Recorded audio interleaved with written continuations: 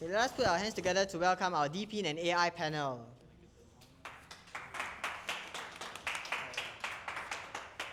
Where's the second mic for the?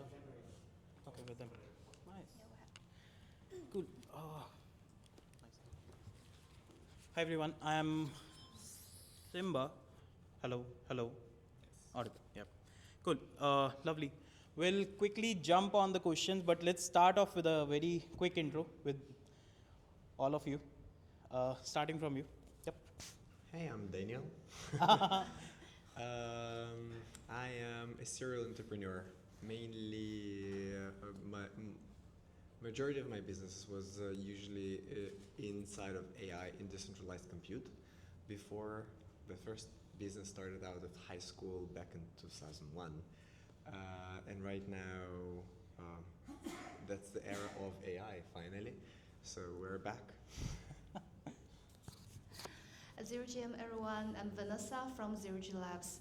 And Zero G is the largest AI layer 1 and it's the first decentralized layer 1. And we're providing the storage and the scalability and computer. Thank you. Hi, I'm Bill Lakeland with the Layer Drone Foundation, so the largest decentralized drone pilot network in the world, collecting a new image layer of the planet. Scaling all over North America right now and more broadly as we speak. And really the data is being used for spatial AI, government use, first responders, all these sorts of things. So real world use cases of aerial imagery collected by a decentralized network of drone pilots. Hello everybody, my name is Brian Novell. I'm head of BD at Lagrange, and Lagrange is a zero knowledge company. And what we do is we help generate zero knowledge proofs for wherever they will be most useful. And these days, that is certainly in the area of AI, which is really our main focus these days, which is providing verification for AI while preserving privacy. Hi everyone, my name is Raj. I lead product at IO.net.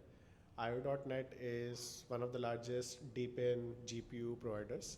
And in the last 8-9 months, we also ventured into AI infra. So had our own inference engine, had our own agent creation platform.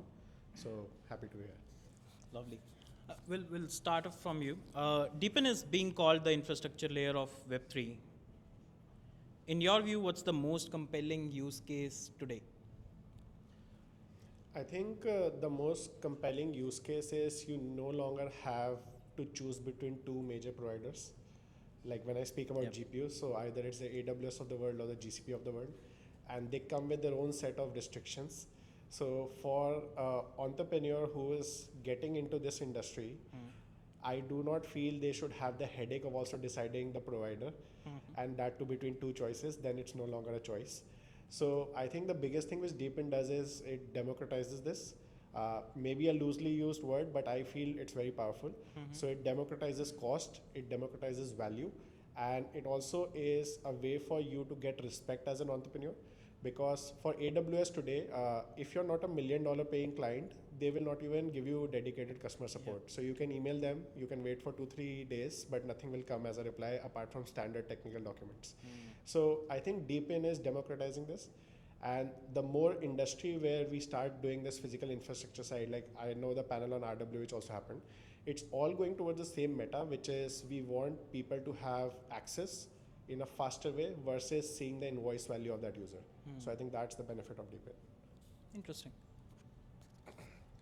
Sure, so in addition to all the benefits of DePIN, which the other panelists can speak more to, what we do at Lagrange is we provide the verification layer over the top of it.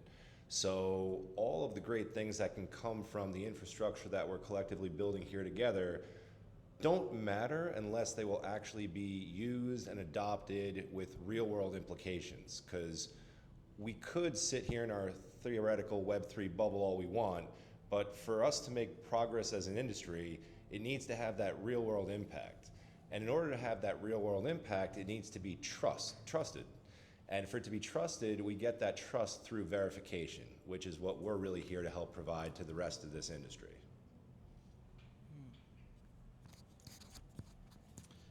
Yeah, I wholeheartedly agree to that statement. I think for the most exciting part, I think we'll all be a little bit biased, I guess, based off where we come from here, and I won't rock that boat. I'll be the same way in that, I really see more of a theme starting to unfold. Like from our standpoint, we are incentivizing people to actually do physical work. We're not just like infrastructure. There's more to it than that. And I see this sort of platform economy being able to scale much more easily than it traditionally can. And the theme of what that is and the trust component that can allow it to be truly decentralized and actually work at scale is the part that I see exciting. But you do need to connect to a demand side. There needs to be value brought to the world to actually make this thing live. And so the projects that are actually doing that and showing that, I think that's the exciting part of DePIN. So I think the most exciting use case for DePIN is DePIN can give the AI the decentralized computing power. So for 0G, for chain, we have a DA layer. So within more than 18 integration, so we can provide the faster scalability and verify to people. So they can, so for everyone, it's not only for company, they can train the personal model, or you can train a very small model, a very large model, but it's very open. So that means AI can open to anyone and can be the availability. Yes. Cool. I'd say that we see the decentralization as a key requirement for a free world, in a way. I mean, honestly, the decentralization is a way rather than the tool. And currently, like when we decided that we will build our decentralized network for AI on top of the blockchain world, on top of crypto, the major decision was in understanding that Bitcoin itself, as a first ever built blockchain, showed, not in the beginning, but over the course of 15 years, showed that a specific framework of financial incentive can lead to a peer-to-peer, to a decentralized building of infrastructure, an enormous infrastructure, meaning that today, as was mentioned, AWS, GCP, and Azure is 65% of all the cloud compute in the world. But if you will combine them all together, they produce thousands of times less mathematical operations, and they consume less electricity than the Bitcoin network alone. So the infrastructure built by the principle of decentralization based on the blockchain as a way to finance and financially incentivize builders to actually build physical infrastructure is a way for decentralization of the future of AI. Very, very interesting take. Would jump on the next one. GPU and compute access are bottlenecks. How does your project help solve this, and how do you see demand evolving with AI adoption? So, from the same perspective, when we decided to build our project, and we are, again, like I made a wrong introduction. So what we built, or going to be building, is a layer 1 proof of work blockchain, which is, in which work is actual AI compute, meaning inference and training of models. We do not provide the service of training models on demand. We say what the world needs is open source, a completely free and open source models. And therefore, what will be trained on top of this network is 20% of the resources of the network will be spent on training new models, and the rest will be spent on inference of the existing or future open source models. But then,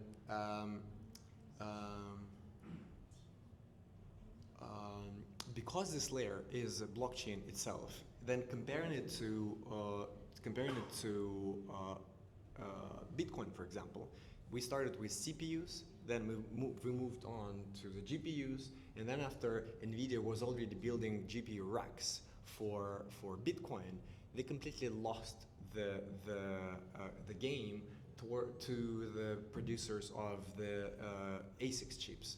And then over the course of the last 13 years of ASIC chips for Bitcoin, specifically for Bitcoin introduced, what happened is that the same people who were building the infrastructure actually also made an innovation in design of chips. And this innovation is led to the fact that Bitcoin chips, Bitcoin ASICs, produces mathematical operations 300,000 times more efficient for this particular operation than it was 13 years ago. So we see that the future of AI is not even in GPUs. The future of AI in specialized chips, the ASICs for the transformers, or maybe even in the future, if the architecture of major models will change from transformers to something else, it will still be some mathematics. Even if we switch from the semiconductors towards quantum computers, this will mean that it's just basically a shift from CPU to GPU to ASICs. Like it's a shift in the technology. The framework of itself, the framework of Bitcoin, showed that it doesn't matter.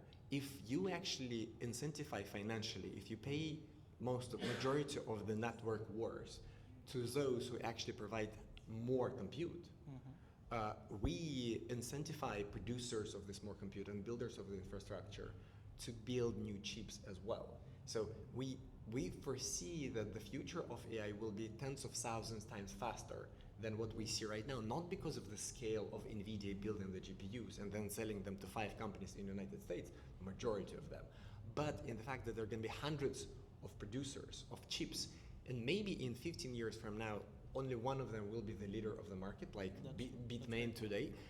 But we will actually get to the point where the marginal profitability there is tiny, meaning that it's already 300,000 times more efficient than it used to be in the beginning.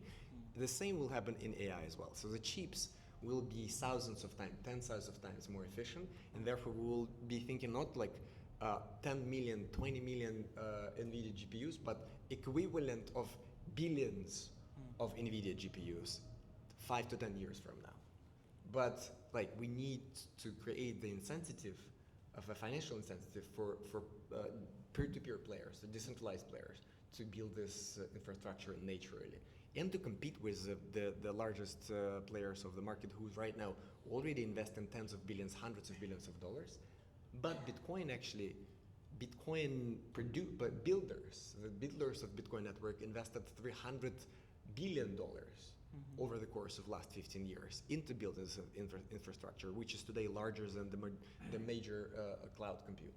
So similar we see will happen over the AI layer in blockchain.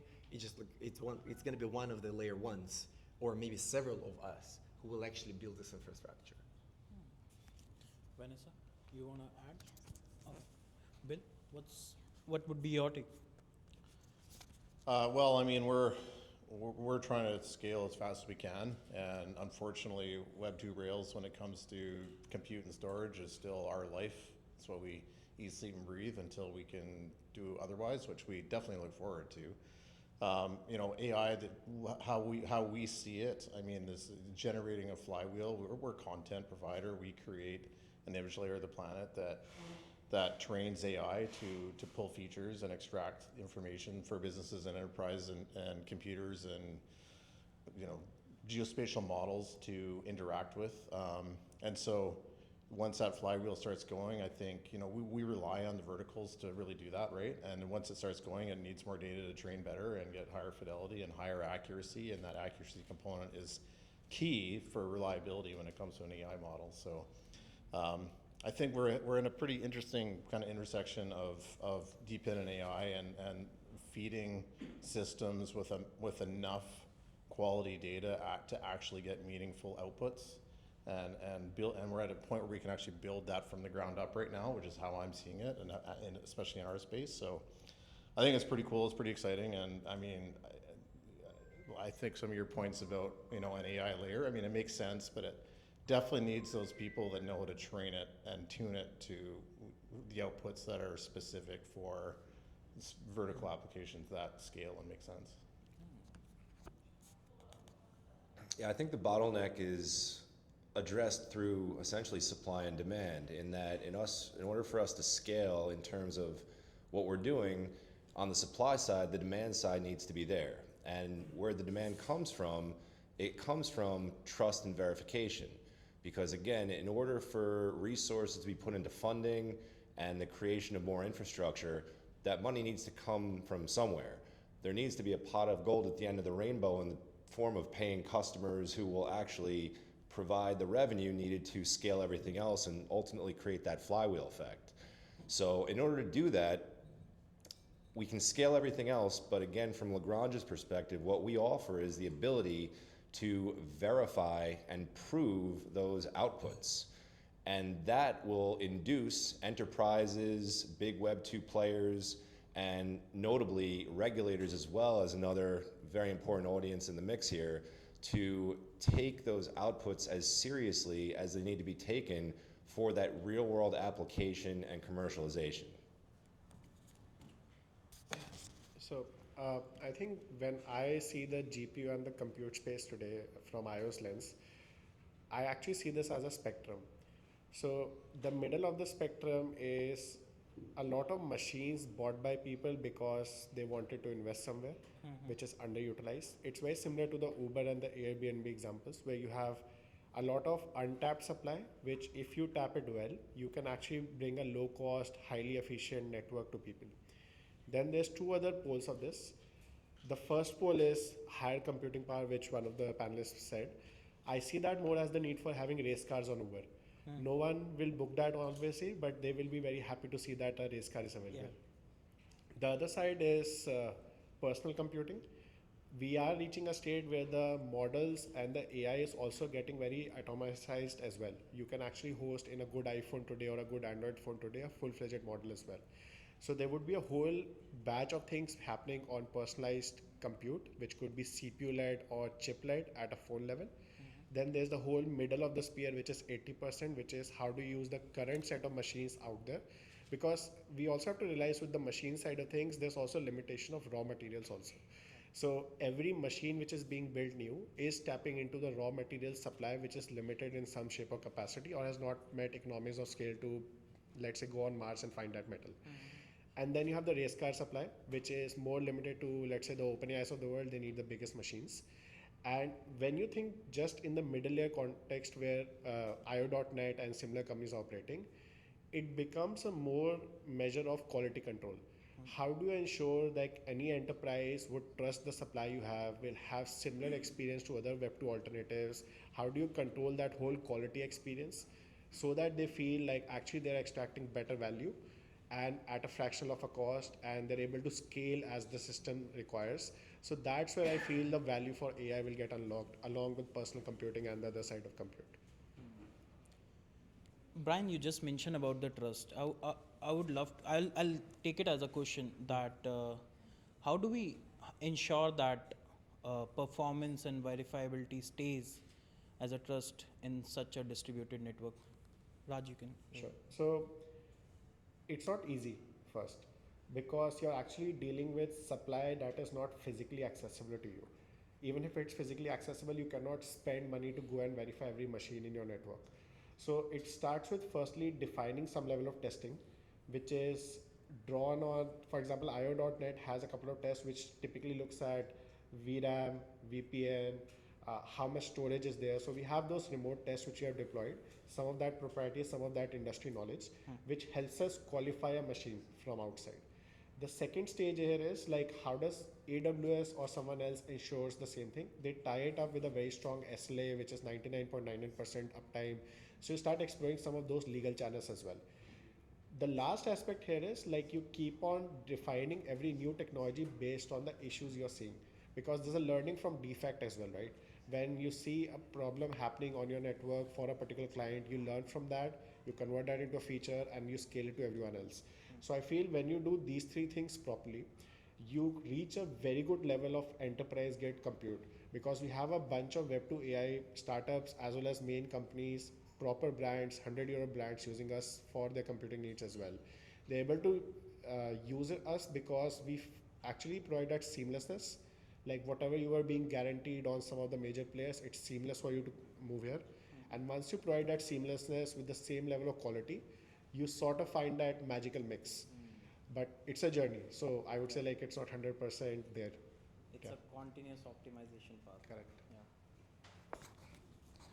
So when we look at different use cases and the importance of what we're really talking about here, when it comes to our solution being deep proof, what we're really doing is we're verifying certain aspects of AI, and what that really means is that we're proving the correctness of the model, and we're proving the correctness of the output as derived from the combination of the inputs and that model in question. And ultimately that provides cryptographic mathematical certainty when it comes to those outputs, which can then be trusted by the users of those outputs. And the use cases for this are as infinite as the applications of AI, but there's also a spectrum in terms of where it makes the most sense to verify its use, at least in current time. So on one end of the spectrum, we use AI for de minimis things such as figuring out a recipe to make in our own kitchens. Relatively low stakes operation. And on the other end of the spectrum, we're talking about things as important as coordinating drone movements in military operations, and perhaps things like missile launches, and other commercial applications like finance, health and human safety, aviation, and so on and so forth, where the stakes truly could not be higher. So we foresee a day at some point in the future where the idea of using unverified AI will almost be as absurd as putting cars out in the market that don't have seatbelts. The idea is going to be that the standard is verified AI, and the question is, why wouldn't we do that now? Well, there's certain potential reasons to justify it in terms of cost, efficiency, adoption, and certain others, but in the future, we know with any technology, things like that come down over time, especially when there's a commercial incentive to do so. And that's the future that we see and that we're building at Lagrange, where the standard for AI is being verified and cryptographically proven such that it can be trusted in all of those, the entire scope of those real world applications. Well, Yeah, again, I think our project is a little bit unique and different to the sector. Maybe there's some people here that could relate to our solutions, but literally we are decentralized network pilots and their own hardware and their own gear. So we're not like another hardware DePIN, that builds their own, and it's a controlled piece of hardware that we can authenticate the data at part of the hardware layer. We're actually decentralizing the hardware as well, using like the existing hardware that's out there. And so that's kind of a unique thing, and we've figured out some blockchain rails around being able to do that, in that we automate those drones completely. Drone pilots literally fly up to their areas that are kind of pre-programmed. They hit a fly button, the drones fly completely automatically. Our software takes over the brain of the drone. It's like an Uber for drones, except for we start the engine, we turn the props, we take the pictures, we do all that stuff. And while it's doing that, we create a cryptographic layer that is authenticating the data in real time as it's actually collecting the imagery. And so when they go to upload the images, they can't spoof it, they can't change it, there can be no modifications. If they do, it would not get accepted, it wouldn't match what was done during the image capture process. And it's a way we've now being able to actually decentralize with external hardware to our system, which is pretty miraculous, and there's been zero hacks in the system to date. And this is like millions of images now being uploaded and collected in this way. So important piece, because our customers rely on this data to be what it's supposed to be. The dates are correct, the GPS locations are accurate, the provenance is what it should be. And there's government decisions that are based off of that information that we're collecting. So it's very important for us to solve this problem. Blockchain gave us a way to solve this, and a scalability component, and the immutability of that data is sort of paramount to being able for this to work long term. I think so. Trust drives DePIN, and also for zero G chain, also for RDA layer, and RDA layer for quick and security check on all the data, and plus verifying on all the AI tasks. It's also and we can keep all the trade very smooth. So even it's very cloudy. So but we come with a zero knowledge proof. So verify results without the private links. So make it safe, open, and very fast. So on a deep level, so I think on a deep level, the trust tags us is open in every time, every day. So it's a very open system. So for us, so zero G's provides just like a trust box. Result, yes, and secret, no. So its echoes blockchain trust is imperfect but honest, and unlike central tasks. Yes. So I'd point out that trust in the sense of decentralized networks, and specifically when we're speaking of AI, consists of two parts, which mainly was already mentioned by other panelists.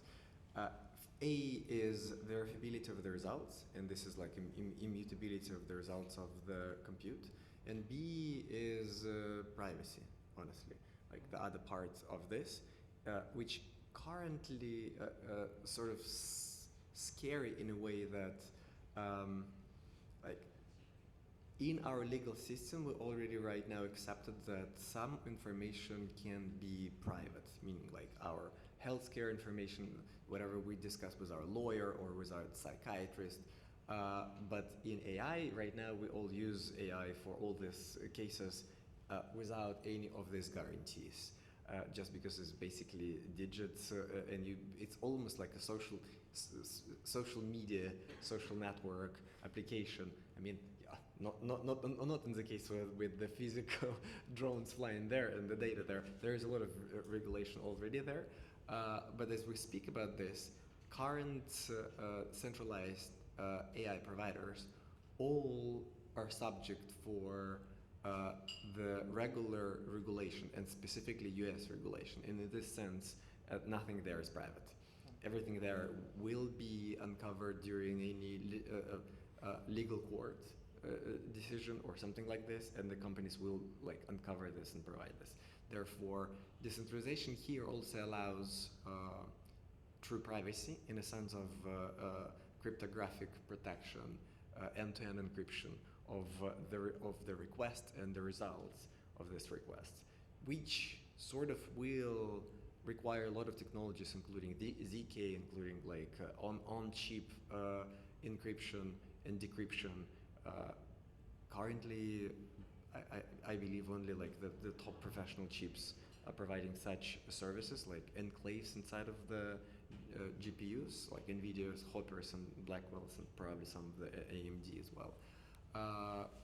In our network, we also focuses on this as two major things, basically, like the verifiability of the results and the security of the results. This is the reason why it needs to be decentralized. I mean, like it's vice versa. It's not because it's decentralized, this is the benefits, but because of these benefits, it must be decentralized. We talk a lot about the incentives, that incentivization for the users who are using our AI and DePIN networks should be properly incentivized. Have we really figured how it should be done sustainably?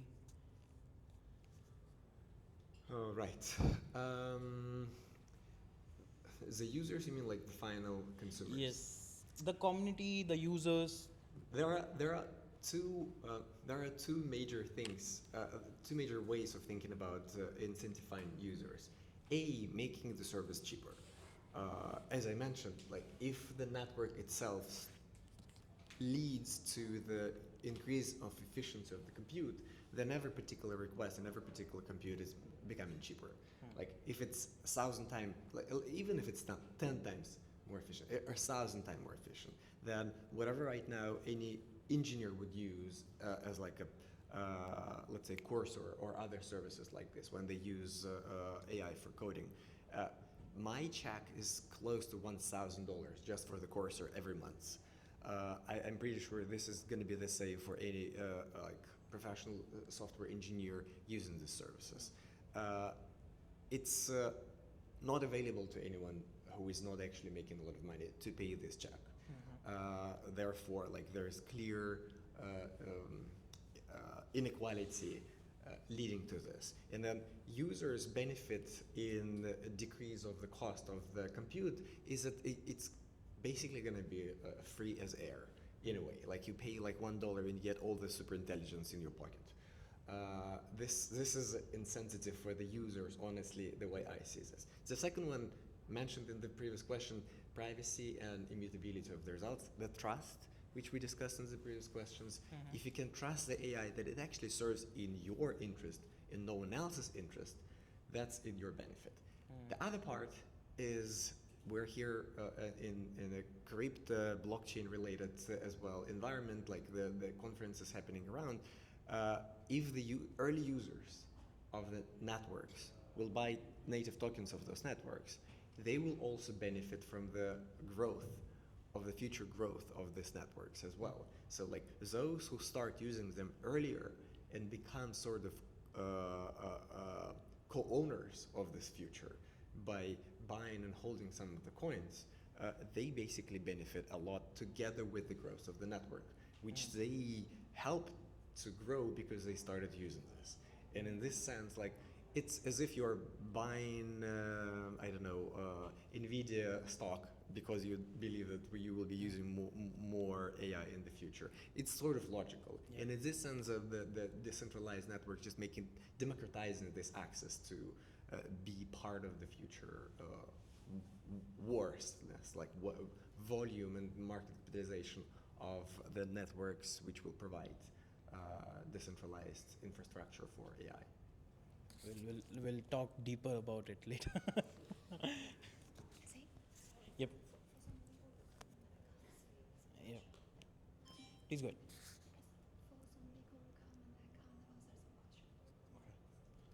We're carrying on with this question though right now.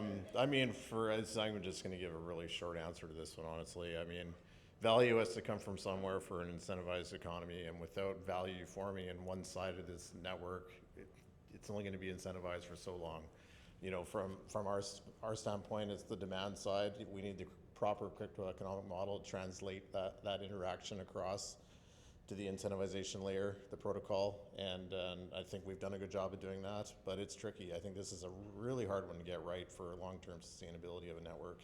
I'm not sure if very many organizations have actually done that very well because it is so hard to figure out. But one thing I know is if you don't have value on one side of this thing, it's going to be very difficult to keep this alive for long.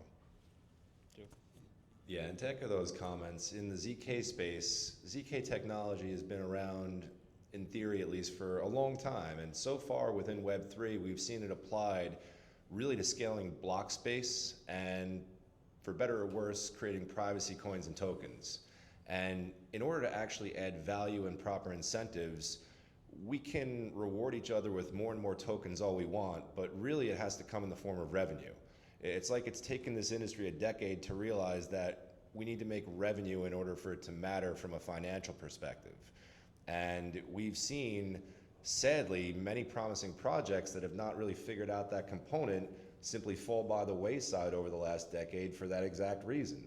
So, and some of them perhaps had great technology, but they did not figure out that revenue component to what they were doing. So, going back to what I said earlier, in order to get that revenue, it needs to come from sources of revenue, and a source of revenue is not going to put that revenue and that money into play without verification and trust, and where needed and applicable, privacy. So it's really putting that all together and generating a proper revenue stream to accrue value to the token, to the project, to the company in question, that is really going to matter at the end of the day for incentivization. Yeah, so speaking on incentive with respect to GPUs and AI in particular, I think right now what we are doing incorrectly is we are trying to replicate a Web3 playbook as is. Because Web3 in its nature has at least 50 to 100 different industries merged into this single category. So when we are doing physical inventory related incentives, I always keep going back to the Web2 playbook, because at whatever level, Uber, Airbnb, even the food delivery application on your phone has an addiction element in it. Yes. It has been able to understand you as a single user. instead of seeing you as a whole country of users. So based on your data, based on your pattern, there's a lot of good incentives which do not need to be even monetary in nature, but that gives you a delight. I call this customer delight in the Web2 industry, which is a common term. So when I think about GPUs, so GPUs have a differentiation of demand.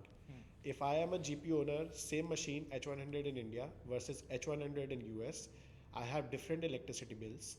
I have different use case of my machine in that country. For example, let's say India may not have that many AI startups. US has more.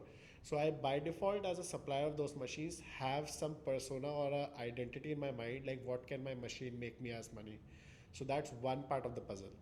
The other part of the puzzle is demand generation and revenue, which panelists have already mentioned. Now, when you add AI on top of this, so AI has another set of incentives that can come. Like there could be incentives for sharing your data. There could be incentives for bug bounties to keep the model from hallucinating. You keep on contributing on all those aspects. And there could be a regional element also. Like an English model could be trained in, let's say, Hindi or Vietnamese. And there could be incentive element there as well. So we actually have to start tinkering on each of these categories, and then every user will have their own unique definition of incentives, whether community member or actual user of the platform. So, Interesting. What is the most interesting use case you have come across DePIN and AI? I think flexibility. So with DePIN, you can get any kind of a infra in any major market of any spec right now. If we say GPU, even if you want to use, let's say, other physical infrastructure, so that's one flexibility. The other flexibility is as an entrepreneur or as a developer, where you do not yourself know if you can give a 1 year commitment to something. You can use it for a week, for days, for hours also. That's a very big flexibility for AI developers out there. Everyone today, because of the advent of AI, has an idea they want to build on. They feel they have the next startup idea. Can they really pay 1 year of compute bill just to experiment on that idea? Most of Asia cannot. So that is where I feel DePIN unlocks that flexibility. On the AI side, I think it gives more power to run on open source AI models. You can change the parameters, you can change the temperature, you can even define what to store, what not to store at a user level, which a lot of the enterprise AI solutions do not allow you to do unless you have, let's say, enterprise access to those tools. So combining these two, you get flexibility of cost, and the other side, you can provide flexibility to your end user also. So I think that's the major benefit I see. Do you see like any hardship someone like this specifically for you, like any hardship jumping from a web to AWS towards IONIT? Like what are the hardships that someone has faced? I think for people who are not aware of Web3, they will first see your crypto project. Okay. That's the biggest hardship. Like clearing that in the mind, like we are actually running a proper business. We have enterprise products, giving them that usage, like please use our product, try it out, you will feel the difference. I think the first major barrier is that, because the same thing which I said, Web3 as a category is such a big encompassing category, people will think like the Bitcoin price movement as well as your company are in the same bucket. So getting across that is the first challenge. Second challenge is like for a lot of the established players, cost is not a main value they're looking for. They want stability of products. Yes. A user lost will never come back. And for enterprises, this could be $1 million or $1 billion user as well. So they want that stability to be so much ingrained into their suppliers. Like the suppliers will do everything to ensure nothing goes down. And that's why we have such an aggressive SLA of 99.99%. So once you start showing this promise, and I think it starts with one client per industry. So once you start signing up one client, that client is able to scale with you. So for example, a lot of the image gen AI startups in Web2 are using IO.NET because we got a lot of early success stories from them. So then the peers notice, they also come to you and you can scale with them. So you need to have such case studies also logged in. How you are solving for the stickiness? So stickiness around GPUs is a function of scaling with your requirement. So a lot of the AI products do not know when they can get a lot of demand. So the flexibility element here helps because IO.NET, for example, has a passive network of 30,000 plus GPUs. So if one of our clients is having a very big surge in demand, it will take me a few hours to plug in more machines to support them, whether it's on Kubernetes, containers, virtual machines, whatever they want to use. So one is they have this confidence like the user will not be left hanging. That's one. Second part is, I think, the flexibility of payment terms also. So I'm not asking them to give me like a 1-year contract or a 2-year contract, which is the typical norm in Web2 cloud side. Yeah. So I am giving them the flexibility to pay as they use. There's like a minimum commitment, like to ensure the machines are available always, and they can scale their usage as they go as well. It can be per hour billing, it could be per week billing, it could be per month billing also. And based on that, I think together as a package, it does make sense for a lot of them to extract value from this kind of a product. Interesting. Yeah. What's the most interesting use case that you have seen so far in DePIN AI? I think there's a lot of areas for optimism and excitement, but broadly speaking, I would say autonomous agentic AI is certainly very exciting. And being able to take those outputs and then have the ripple effect of downstream impacts happen autonomously is really, I think, one of the end goals of AI, right? It's to make our lives easier and better, and by being able to not have to be involved in that process, it's profound. And this is certainly the case in a lot of different areas, but overall, broadly speaking, that's just one major area for excitement. Yeah, I thought maybe we touched on this at the top of the chat here, but so I probably won't repeat what I said there, but I mean, really, DePIN and AI, they're meant for each other. AI is kind of at a point now that it's actually meaningfully, making progress that was very hard to make prior. Compute is one way that's working, and it's just the ability to get the data at a lower cost and reliability that DePINs can pump into an AI is making it so much more meaningful and useful than it ever has been able to get to before. And so, seeing the value that can actually come out of that for real world applications and real world sort of use cases in every single vertical that you come across, there's some form of application that's going to benefit from this. And there will be a DePIN that can supply data to that application better than a traditional Web2 company has done so in the past. So it's just who's the best team to solve the problem. They're going to come to light. That's going to happen. And I'm just seeing the momentum here getting pretty wild. This is for you, Bill. Like, what is stopping the mass adoption for AI DePIN narrative? That's a good question. Mass adoption, I think it's hard to make a crypto economic model that actually works and is sustainable. That's one element of this. A tokenized incentivized system is challenging. Like, there's a lot of challenges that come with that. And when you need demand in traditional markets, traditional markets are set up. They may or may not be okay with working with a crypto company. There's a bunch of headwinds associated with that. And so, traditionally, you're trying to mix traditional with Web3, it can be very difficult to get that demand engine up and running. And I think that is by far the most difficult part of any of these projects. It was considered to be a brag that you are building in Web3. Right now, we are saying that the mass adoption is not happening just because we are saying that we are standing in crypto, something like that. I'm saying it's definitely a headwind. There's no doubt about it. Well, I even talked to like insurance companies, and I talked to like major companies like Uber directly, and they're like, "We have never made a deal with a token company yet. You might be the first." And it's like, it's a major conversation, right? Because to us, those are the demand clients that we need to know we made it. So like, we need to hit that scale and that size, because when you're talking about decentralized data, that's like low cost, it's low margins. Like, you need massive amounts of data passing through the system all the time. And to get to that level, that means you need to make deals with these big enterprises that ingest incredible amounts of data. And so, it is a headwind because of some of that. But I think I'm sort of seeing that transition happening kind of in real time right now, to be honest. Like, I'm seeing like the conversation we're having are actually like going in the right direction. And the way people set up, labs codes and foundations, and there's separation between how this all works, right? It's just now it's becoming accepted, and I'm seeing this sort of start to actually take shape. But it's a lot of work to get there, for sure. But is it just like the legal way of structuring it which makes it acceptable, or is it like something you have figured as a alpha that, okay, this is something that is working for you, specifically, or? Yeah, it's just one of those adoption curve issues a little bit. Like legally, there's not a ton of regulatory frameworks in the world. When I'm talking to Google and they say you've got a foundation in the Caymans, that sounds weird, right? Like that's just right there. That's like, hang on, what? How does that work?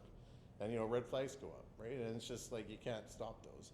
When you have big companies that sit in a circle in a room, and they've got the legal person, they've got the finance person, and they've got head of whatever, and they're all got to vote to say, are we going to do this or not? There's always going to be somebody in the room that's going to take the most conservative route, right? And those are the people we're trying to convince, because we're getting so much critical mass of data, and the value that this is bringing to the planet is becoming too hard to turn away from. It's because it's the escape velocity of what it is that people are actually generating with DePINs is becoming too much to not actually start doing, and I'm kind of seeing that starting to occur now.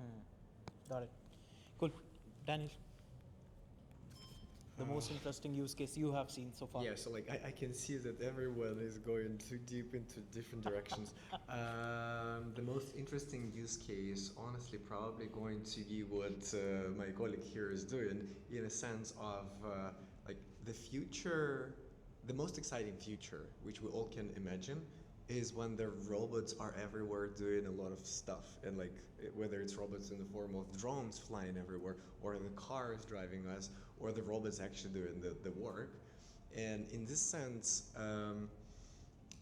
the most interesting use case is it started with the one which I'm aware of. For example, you all probably know the company Niantic, the creators of Pokemon Go, the game. And what's interesting is it's a game in the game, but in a sense it's a decentralized infrastructure, because hundreds of millions of people turn on their phones, cameras everywhere, and started recording the world around them as an AR spatial environment. But then you probably heard that recently the company was sold and acquired, I believe by the Saudis or something like this, but by their fund. But the founder of the company left the one piece of this company to himself and called this Niantic Labs, spatial labs. And they use all this data which they collected from the phones of the users in terms of scanning the environment around them to build the real world map, and to provide this data to AI. And in a sense, this is the infrastructure built in a decentralized manner, providing the real world use case of providing the data, mapping data, which will then be used for the actual services of the robots or flying cars or flying drones or whatever it is. I think this is probably the most exciting application. And then the next one is the infrastructure for AI compute itself. Interesting. Vincent? Good. Thank you so much, everyone. It was a very long panel, but super interesting. It was a super interesting one. I personally loved it. It went deep. Cool. Let's have a group photo. Let's go. Okay.